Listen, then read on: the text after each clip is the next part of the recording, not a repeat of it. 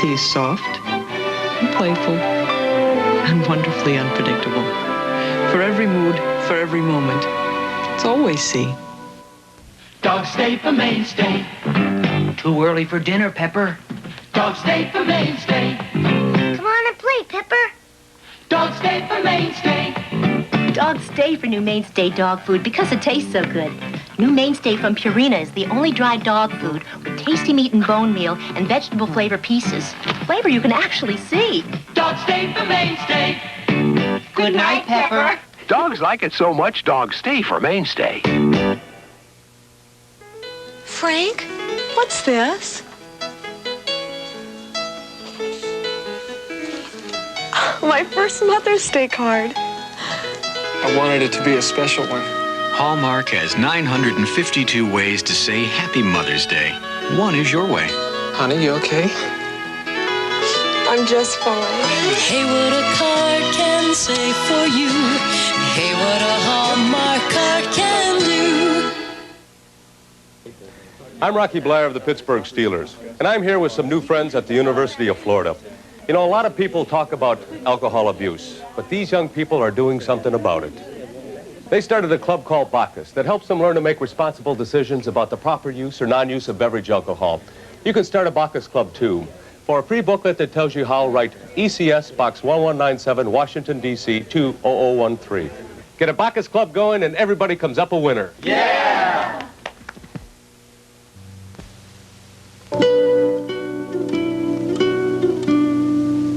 This is David Hartman. We'll meet Fantasy Island's Hervé Villachez and see some samples of his artwork tomorrow on Good Morning America. Tomorrow, ABC will cover President Carter's press conference live at 9, 8 Central. Then Chrissy and Jack's Bathtub Bash leads to wild complications on Three's Company. Later tonight, watch ABC News Nightline with anchorman Ted Koppel, followed by Barney Miller and Policewoman on ABC Late Night.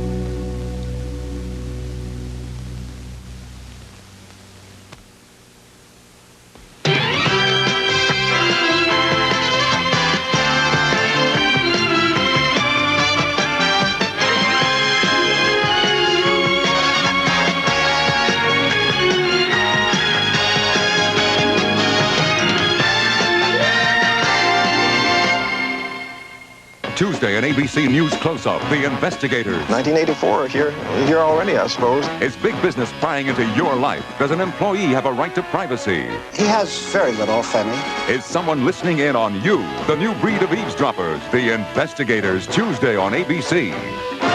President Carter visited those who were wounded in the rescue attempt. We'll have details in a moment on Eyewitness News. Got an energy question? Minagasco has the energy answer. How can I cut my energy bills even more? Beyond insulation and weather stripping, a good way to save energy is to improve appliance efficiency. For example, today's modern water heaters use 20% less gas. That saves real money. Here's more money-saving help, how to be a wise energy buyer, yours for the asking. Part of Minagasco's ACT program. Active conservation today can mean affordable cost tomorrow. We're going to show you something inside the new Mamiya ZE that you won't find inside a conventional camera. A computer. A computer specially designed to make sure the camera is always ready to shoot at the right exposure, automatically. No matter what the conditions, no matter what the subject. Every picture will be simply beautiful with the new Mamiya ZE. Only a computer could make it that simple. It's midnight, and you lost your traveler's checks. My name's Keegan. Where's my money? Because they're Citicorp traveler's checks, we can get you emergency funds through Western Union. 7 days a week, 365 days a year. Citicorp, America's leading banking institution worldwide. Thanks. Take advantage of our size. Looks like rain. Travel the world with us, Citicorp Traveler's Checks.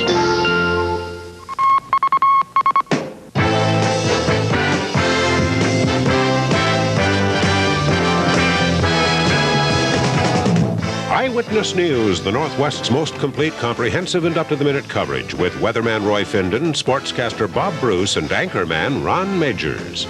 Good evening. There's an old saying, you can't fight City Hall, but tonight on Eyewitness News, we'll meet a Bloomington man who's doing just that, though he has had his city water cut off. We'll also have reports on a fire in Champlin. It was centered in a junkyard, but it threatened a home and other property. Residents of a small Wisconsin town are trying to move their city, but in the middle of the project, they've run short of cash. Work crews are busy tearing up one of the runways at Twin Cities International Airport. And Secretary of State Vance said goodbye to hundreds of government workers today after handing in his resignation. Details on that coming up. But at the top, a presidential visit to the U.S. servicemen who were injured in the attempt to rescue the American hostages in Iran. President Carter donned a surgical mask and hospital gown to personally praise the wounded. Air Force One flew the president to Texas this morning. It was the first time in 182 days the president has been away from the White House or his retreat at Camp David. Sam Donaldson reports. At Wilford Hall on Lackland Air Force Base, where the Shah of Iran was once briefly housed, Mr. Carter saw Airman First Class William Tootle, who has a knee injury. Then at the nearby Brooke Army Medical Center at Fort Sam Houston, the president saw the 4 men with burns: Air Force Sergeant Joseph Byers, Air Force Lieutenant Jeffrey Harrison, Marine Corps Majors Leslie Petty and James Schaefer. No pictures were allowed inside. Afterward, Mr. Carter spoke proudly of the injured. I've just had the high privilege and honor of visiting 5 brave men, Americans who were willing to offer their lives for the freedom of their fellow Americans who are being held hostage in Iran. Mr. President, how badly does Secretary Vance's resignation hurt you and also hurt the effort to free the hostages? His departure did not have any adverse effect at all on the efforts to rescue the American hostages. The future, sir. I was asking about the future. Nor will it have any impact on the future. It was an emotional day for Mr. Carter, visiting the wounded, discussing the resignation of his Secretary of State. And with a new setback on Iran and new questions about his leadership, it is clearly the darkest moment of Jimmy Carter's presidency. Sam Donaldson, ABC News, Kelly Air Force Base, Texas. President Carter is sure to get more questions about the aborted rescue mission and the Vance resignation tomorrow night when he holds a news conference. That'll be at 8 o'clock, and you can watch it right here on Channel 5. On his last morning as Secretary of State, Cyrus Vance seemed as uncomfortable as ever. He is known for his soft-spoken, quiet style. The resignation, which he wrote last week and carried to the White House today, listed his accomplishments: the Camp David Accords, Panama Canal treaties, SALT negotiations, relations with China. But Vance disagreed with the Iranian rescue mission, and he probably felt left out of the decision-making process. Later, ever loyal, he added little to what's known about the reasons for his resignation. I could not support the difficult decision taken by the President on the rescue operation in Iran. I therefore submitted my resignation to the President last week. I have told the President that I continue to support fully his policies on other foreign policy issues. Many members of Congress expressed sorrow at Vance's resignation. Senate Republican leader Ted Stevens said Vance was a calming influence in the administration. Others predicted rough times ahead for the administration.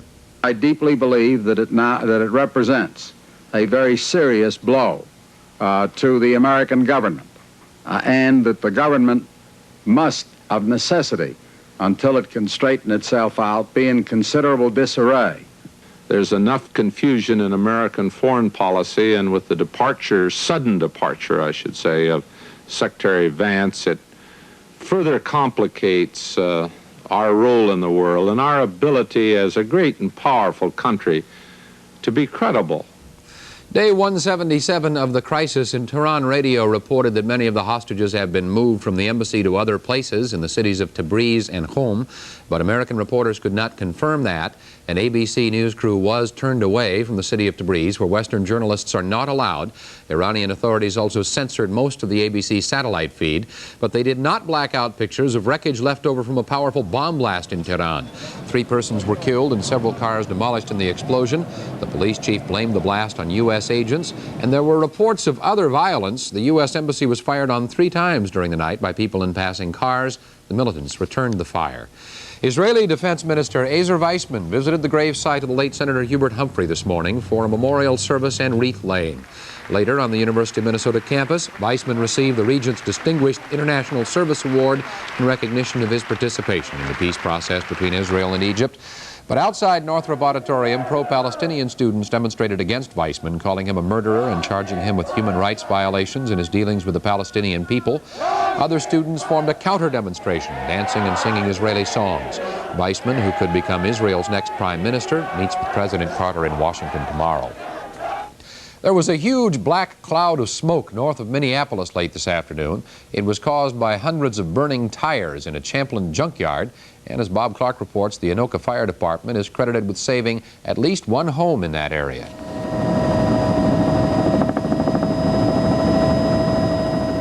Hundreds of old tires caught fire shortly before 4 o'clock this afternoon in Louis' Auto Salvage Yard near Highway 52. The burning rubber filled the sky with a dense cloud of black smoke. Before volunteer firemen from Anoka arrived, the fire escaped from the junkyard and quickly spread into a dry wooded area near the highway, creating a serious driving hazard. Over a mile of Highway 52 had to be shut down in Champlin late this afternoon from 117th Avenue all the way to West River Road. Police say smoke blowing across Highway 52 made it unsafe to drive until almost 6 o'clock tonight. Meanwhile, the fire also endangered several farm homes in the area. It spread within 100 feet of David Bledsoe's farmhouse.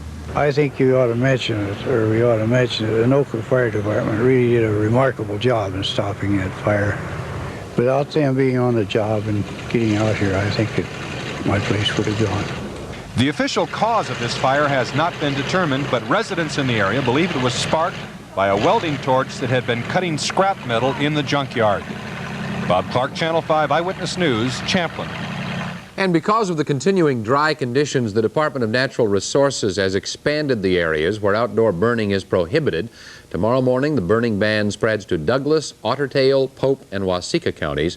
2/3 of Minnesota's 87 counties are now under the ban. 2 women serving long sentences at State Correctional Facility at Shakopee escaped today. Guards say 28-year-old Kathy Mickens and 19-year-old Diana Heinen fled from a minimum security cottage to a car where a man was waiting nearby. Mickens has escaped before. Last August, she and Heinen were serving terms for forgery. 3 persons were killed and 7 others injured today when a tractor-trailer careened into a Pittsburgh, Pennsylvania bank. Observers say the truck driver's face mirrored sheer terror as he frantically blew the horn and pumped the brakes. Officials say those killed were on the sidewalk, and the injured include the truck driver and a passenger. Still to come this Monday night, runway construction at Twin Cities International will mean more airplane noise for some folks. And we'll meet a man who's fighting City Hall by refusing to pay his water bill. The water, by the way, has been shut off. We'll have details when we continue. There's a friendly place where you go and eat. Country Good Country Kitchen. We've cooked up something special for you at Country Kitchen. Our country pork chop dinner for $3.89. It's a thick, tender pork chop served with potatoes, a dinner roll, and vegetables, all for just $3.89. The Country Pork Chop Dinner. Give it a try soon. At the Country Good Country Kitchen. Mr. Smith has a conventional mower. Mr. Jones a fly mower, the remarkable mower that floats on air. Mr. Smith's mower sometimes scalps. Mr. Jones' fly mower trims close without scalping. Smith works hard on his slopes. Jones glides over his.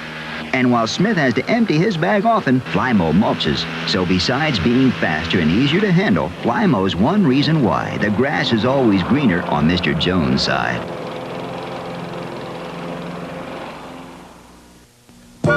Minnesota Federal proudly presents Leisure Time Gifts. Gifts selected with you, the saver, in mind. Discover a treasure of quality name brand merchandise you'll enjoy using often or giving as a gift. All items are free or available at special savers prices with a qualifying deposit. Stop in today and see the wide array of leisure time gifts now on display at any of the 32 convenient locations of Minnesota Federal. Election day in St. Paul tomorrow. Voters will go to the polls to elect a mayor, 7 city council members, and 4 persons to serve on the school board. Of course, we'll have results here tomorrow night. And anchorman Walter Cronkite might be entering the world of politics. New Republic magazine reports that independent presidential candidate John Anderson is considering Cronkite as a running mate. The magazine quotes Cronkite as saying, "I'd be so honored to be asked, I wouldn't turn it down." Cronkite is quoted as saying that he admires Anderson and that he's in the right party. Cronkite says he's been an independent all of his life. The people of Soldiers Grove, Wisconsin think they're being left high and dry by the federal government. Townspeople have completed half of a project designed to reduce their flood-prone downtown. Now the federal money has run out. It was a dream project. The people of Soldiers Grove, Wisconsin were going to take a few $1 million in federal money and completely move their badly flood-damaged downtown. Move it out here, away from the banks of the Kickapoo River, to a solar-powered new town. But as contractors and carpenters erected enough new buildings for 1/3 of the town's waterlogged merchants, the dream was transformed to stark reality. Soldiers Grove had received $1.5 million, only half of the federal money needed to finish the job.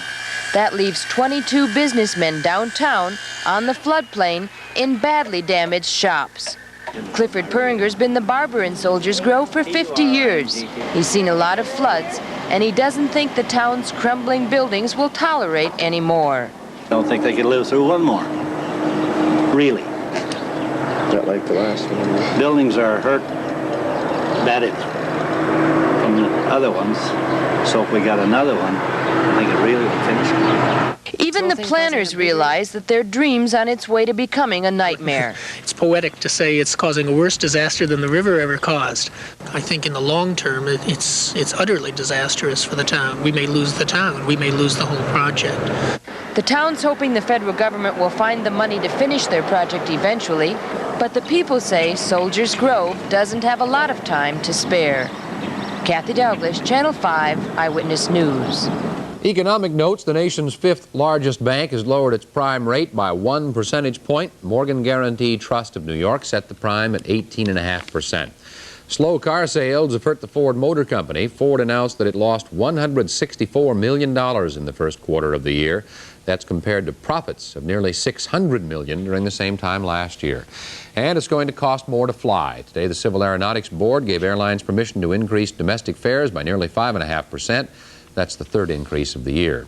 One of the major runways at Twin Cities International Airport will be closed for about a month. Airport officials say it's routine maintenance, but the noise fallout from the project probably will not be routine, as Marcia Fleur reports. The Metropolitan Airports Commission is very sensitive to criticism that it doesn't care about the neighborhoods around the airport. So yesterday it published an ad warning people that some changes would be going on here at the airport that would affect their lives. The MAC shut down its northwest-southeast runway this morning, tearing up huge chunks of concrete which showed the beginning signs of stress and wear. The half-mile project should be done the first week in June. They'll be working double shifts. But the noise of the operation itself won't affect the airport's neighbors. This noise will. Jets, perhaps as many as 700 of them a day, will be forced to use the only alternative at the airport, a parallel runway, which will affect everybody who lives under the air corridor from the Washburn Water Tower east of 35W in Minneapolis through Richfield. The MAC's director, Ray Glumack, says it's inevitable. When you take one of the parallels out of the system, obviously you're going to double the noise exposure on the surviving runway. Glumack admits, however, that the noise over South Minneapolis and Richfield depends somewhat on more freaky spring weather. It depends on which way the wind is blowing from, and it would be very nice if the wind would behave and not blow from that direction at all during the whole period. But I'm afraid that's more than we can expect. And yet today, the wind and weather did cooperate. A nice southwesterly wind allowed the use of a runway little used in normal spring here. Glumack says if the wind stays like this through June 1st, the people who have been warned might wonder what the airport officials were getting all excited about. This is Marcia Fleur, Channel 5 Eyewitness News, International Airport. Florida Governor Bob Graham has declared a state of emergency and called out the National Guard to help with the incoming Cuban refugees. The U.S. Coast Guard has organized a search of the waters between Key West and Cuba to look for those who may have been swamped in the recent storm. Today, the Coast Guard towed many boats back home, and officials also seized 3 vessels. The captain of one reportedly grossed $170,000, bringing in hundreds of refugees in this stormy weather. We'll have more on our weather when we continue in just a moment. Announcing the newest innovation in riding mowers, the Toro Mulcher Rider. The incredible thing about it is what you don't see. No discharge chute, no grass catcher, no clippings, no mess to clean up. Just one big, beautiful lawn. The unique Toro Mulcher Rider. Engineered for a long, dependable life of work-free mowing. Haven't you done without a Toro long enough? Available at participating dealers. There's a notion afoot that the boxier your car is, the more sense it makes. Now, it seems like Buick and a whole lot of Regal owners disagree. Instead of making the Regal look like a European jogging shoe, they made it crisp and clean. Instead of making it austere, they made it luxurious. And instead of underpowering it, they gave it an efficient V6 engine. Buick Regal. Proof that intelligence doesn't always come in a box. Take the V6 surprise drive. At your Buick dealers now. We gave our word on Main Street, gave our word on Mountain View. We're the neighborhood professionals at Century 21, and we'll give our word to you. Our local Century 21 broker told us exactly what he'd do to sell our house. And he gave us his word in writing. Ask your neighborhood professional to give his word to you. We're Century 21, and we'll give our word to you. Remained very dry today. Yes, it did. I'd like to point out that we have a brand new weather term to initiate tonight. It's a Feltgen blockage. Feltgen blockage. And that is the phenomenon which leaves the same pattern in the upper air the entire time that Dennis leaves. So when he's back from vacation, he's got the same upper air pattern as when he left. And that's true. It's been about 10 days. Same stuff going on up aloft. That's right. He's coming back tomorrow then. He'll be back. Will there be a change tomorrow? Probably not. Oh. The present temperature it's never that simple. 60 degrees. The dew point is 33. Relative humidity is 36%. The wind is from the northeast at 14. The pressure is rising at 29.95. That big pattern in the upper air continues to leave high pressure over us, which is a classic situation for, among other things, cool temperatures at night. Look what the KSTP Observer Network found in their minimum thermometers this morning. My goodness, it even dipped below freezing down at Cannon Falls. It was 29 degrees there. This afternoon, with a lot of sunshine, but a chilly northeast wind, highs ranging only between 66 and 74 degrees across the area. Let's look at the wider pattern of temperatures. The precipice of 70s that we were looking at last night is just about where it was last night. In fact, it looks like it's a little further west than it. We were in that last night, weren't we? And it's cool, noticeably cool here. Well, probably the satellite view will show us exactly why that is. It certainly does. There's a big swirl of clouds there. This was the shot right at supper time with the 6 o'clock news, and we'll just watch it for the last couple of hours and see where it's going and what it's doing, if anything. And the answer to that is nowhere and nothing. It's kind of a sluggish area of high pressure and just continues to loll around there, but you notice that it continues to be clear where we are now. Officially, the high measured at the airport was 69 this afternoon. It was down to 39 degrees overnight, and as Ron pointed out, it's been dry again. And tomorrow it looks like it will be dry again. No major change in any of the systems accepted, except perhaps just a little sliding in this direction and a little moving in this direction from this system. And so another sunny day with temperatures about like today is expected for tomorrow. And in fact, for the next several days, look at the way it strings out in front of us. First, tonight, the forecast is clear and mild, 35 to 44, with north to northeast winds at 10 to 18. And then for tomorrow, it's sunny and warm, 68 to 75, north to northeast winds at 10 to 18 miles per hour. And then for tomorrow night, it's mostly clear and mild with 39 to 47. And then Wednesday, it's mostly sunny and warm with 72 to 78. And then for the extended outlook into the weekend, there's no rain anywhere, and the temperatures remain in the 70s. There is a certain sameness to there all of this. certainly is. The Fletcher family in Bloomington had their water shut off because they would not pay their water bill. But there's more to the story. Dennis Kraft reports on the Fletchers' dispute with the City of Bloomington. The city shut off the Fletchers' water last Wednesday, but the Fletchers' water bill isn't due until today.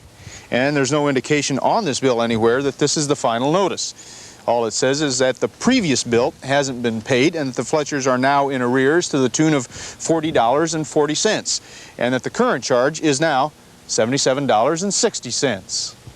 Even if you got a notice, would you have paid the bill? No. No. Not until I get a public apology from the mayor and the City of Bloomington for what happened. While Fletcher holds out for his public apology, he plans to use water from his well.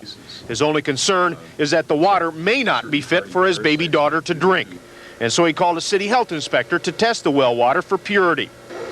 And what happened to cause this fight over the water bill? Fletcher claims he was assaulted by a police officer who had stopped him for a traffic violation. Bloomington police conducted an investigation, and the officer was cleared. But what really made Fletcher angry was the attitude of city officials, who didn't seem to care.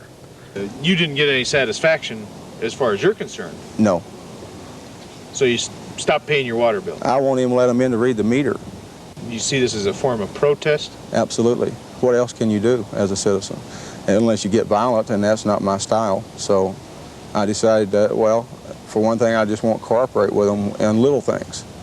And finally, they came out and just shut the water off. The Bloomington city manager said he dictated a letter of apology today, but the water won't be turned on until Fletcher pays his bill. Fletcher says he'll wait to see what the letter says before he takes any more action. Dennis Kraft, Channel 5, Eyewitness News. In sports, the Northstars are in Philadelphia for the semifinals. Bob Bruce has that story and more in a moment.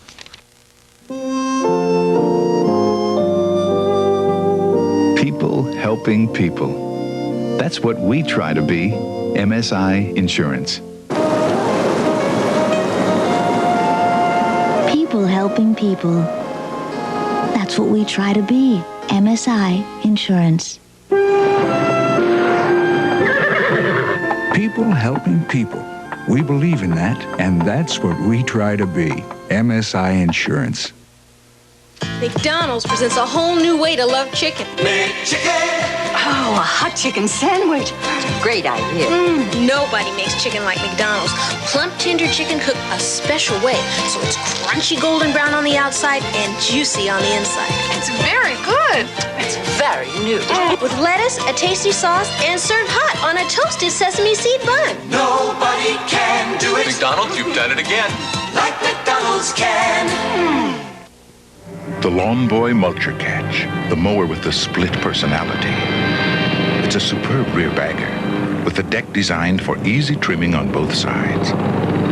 Plus a big zipperless bag that empties quickly. And when you remove the rear catcher, the Lawn Boy Mulcher Catch becomes one of the finest mulching mowers made. The Lawn Boy Mulcher Catch. 2 superb mowers in one. See it at your Lawn Boy dealer today.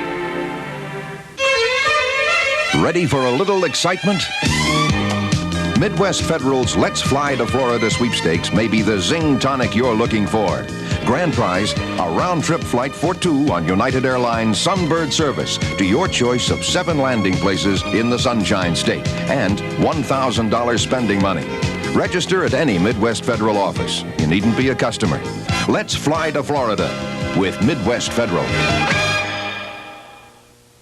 Northstars, I think, surprised everybody in the 7th game, or at least surprised me. I know when I was watching the game, I said to myself, Montreal, they always win, but boy, you just never know. You never know in sports. The Northstars arrived in Philadelphia early this morning. They've got one series out of the way, and pretty soon they'll begin that best-of-7 semifinal series with the Flyers. It'll be tomorrow night at the Spectrum. For a preview of the game, here's Channel 5's Robb Leer. Having little time to savor last night's 3-2 win in Montreal, by far this club's biggest victory in the franchise's 13-year history, North Star coach Glenn Sonmore took his squad through a 1-hour practice session today at the Spectrum in Philadelphia, where tomorrow, Game 1 of this semifinal series begins against the Flyers. The North Stars practiced today without the services of defenseman Kurt Giles. Giles, who left last night's Montreal game in the second period, was taken to the hospital this morning for x-rays on a possible fractured ankle. Preliminary doctor reports indicate Giles will probably miss at least this series' first 2 games. On a brighter note, Sonmore says he's more than just pleasantly surprised to be here in Philadelphia. We're glad to be playing anybody, obviously, right now, and we have a great deal of respect for Philadelphia. The thing they accomplished this season, going 35 games in Major League sport without losing, is something I don't think will ever be equaled. So obviously they're a fine team. The winning streak Sonmore alluded to was one of the early season bright spots for the Northstars when they halted Philly's winning ways at the Met in January 7-1. It would be Minnesota's only victories in 4 tries against the Flyers this season. In contrast to the Montreal series, which specialized in skating, the Northstars figured that this series will be more of an aggressive and physical type battle. Just how physical, we'll have to wait until tomorrow night when they drop the puck for Game 1. From the Spectrum in Philadelphia, Robb Leer, Channel 5, Eyewitness Sports. We received word that the x-rays on Giles were negative. He'll miss Game 1. After that, his status will be determined on a day-to-day basis. There are still some standing room-only tickets available for Sunday's game out at the Met. About 600 reserve seats remain for Game 4. That is set for next Tuesday. Well, here's an example of the Twins' misfortune today. Watch this. Hoskin Powell coming in under a Jim Anderson fly ball. Hoskin, and watch this. 2 in a row, 2 errors. 2 of the Twins' 5 errors. Earlier miscues by Ken Landreau and Terry Felton cost the Twins 500 runs as Seattle jumped to a 6-0 lead. One highlight for the Twins this afternoon. This single to left by Sal Butera was his first major league hit. He later scored on Landreau's 2-run homer. The Mariners won it by a score of 6-4. They'll try it again tomorrow afternoon out at the Met. More bad news for the Twins today. Say it ain't so. Bombo Rivera fractured his left kneecap in a second-inning collision with the right field foul pole. Bombo had to be carried from the field. He'll be out for about 8 weeks. In the American League tonight, well, hardly any scores at all. Boston, Chicago, rain. New York, Baltimore, rain. Kansas City, Toronto, rain. A lot of rain. Oakland, California, just starting on the coast. In the National League, finally a score. Chicago beat St. Louis 4-2. Atlanta, San Diego, rain. Boy, we're going to need some help with the weather. The Pro Football folks have made their list, and you can bet they're checking it twice on the eve of the NFL's college player draft.